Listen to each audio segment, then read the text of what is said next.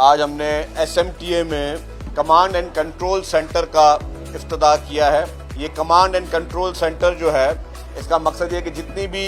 Buses Karachi میں چل رہی ہیں پیپلز بس سروس، اس میں جو بھی مسافر ہیں اور جو بھی بس ڈرائیورز ہیں یا بس کا اسٹاف ہے، ان سب کی لائیو ویڈیوز، بسز میں خواتین بھی ہوتی ہیں، باقی لوگ بھی ہوتے ہیں، تو کس طریقے سے جو ہے ان کی بھی سیفٹی سیکیورٹی، اور پھر خدا نخواستہ کسی کی کوئی چیز گم ہو جائے یا کوئی چیز چوری ہو جائے تو وہ ساری چیزوں کے لیے یہ اسٹیٹ آف دی آرٹ ایک کمانڈ اینڈ کنٹرول سینٹر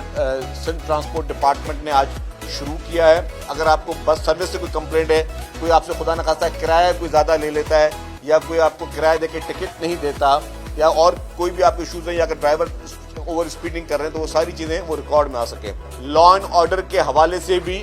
آپ کو یہ پتہ ہونا چاہیے کہ آپ کے پاس پیسنجرز کون سے اس بس میں سفر کر رہے ہیں، کون سی جگہ سے وہ چڑھے، کون سی جگہ سے وہ اترے، اور پھر اگر خدا نخواستہ کوئی شخص کسی چیز میں انوالو ہے تو اس کی بھی آپ کے پاس ساری لیٹسٹ امیجز اور بہت ہی ہائی ریزولیوشن امیجز جو وہ آپ کے پاس آ سکیں. دن بدن جو ہے وہ ٹرانسپورٹ ڈپارٹمنٹ اس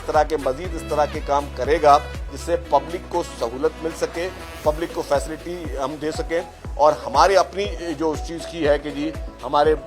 بس کا عملہ، ہمارے بس کے ڈرائیور اور کنڈکٹر، ان کا جو بھی وہ ان کے اوپر بھی ایک چیک اینڈ بیلنس ہے کہ اگر کوئی بھی کوئی غلط